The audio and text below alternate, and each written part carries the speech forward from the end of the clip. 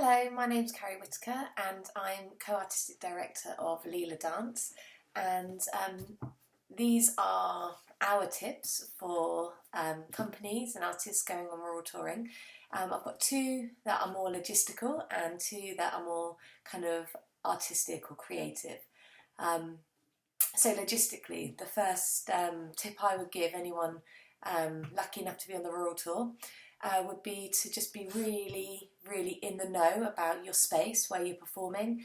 Have a really clear vision of what it actually looks like rather than just measurements. How the seating is set out, what kind of floor space you have for performance, what is the floor, is it sprung, is it wood, is it concrete, also the colour of it, because light bounces off the white floors and walls, and whether there are kind of possibility for blackout, or if it has lots of windows and curtains or lots of glass to absorb the sound.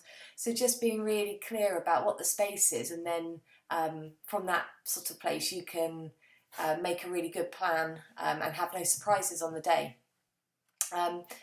The second logistical thought is about how you really get to know the people that you're going to be working with in any particular venue. And what I learned in this process is that everybody has a specific kind of role, but also that many of the people are volunteers. So just knowing that sometimes you might be asking a lot of somebody who isn't getting paid but is doing it for the love of their community and of bringing art to their friends and family around them.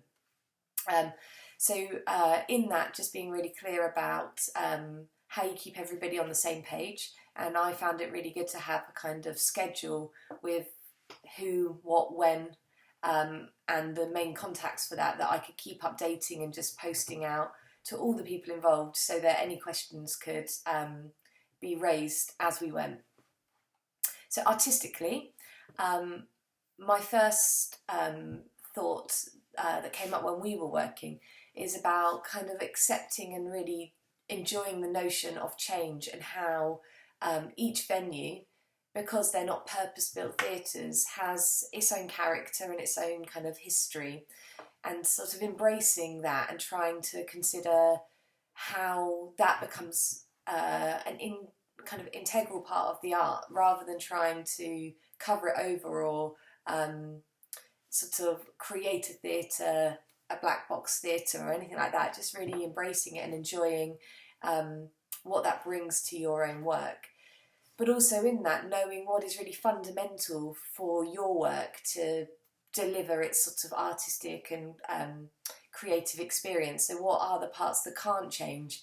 Otherwise, if you make too many adjustments, you might lose what it is that was so special about your work. So just knowing what's fundamental about it, where you can make those shifts to really celebrate being in XYZ space.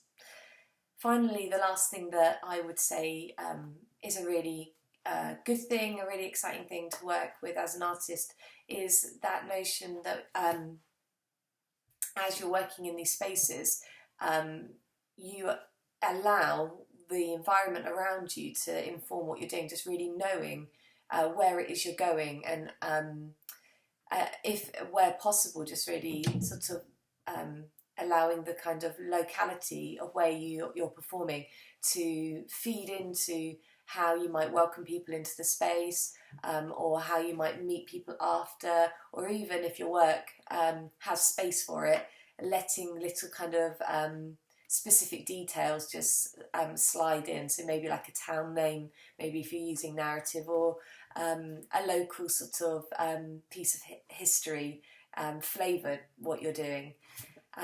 Well, good luck, enjoy it.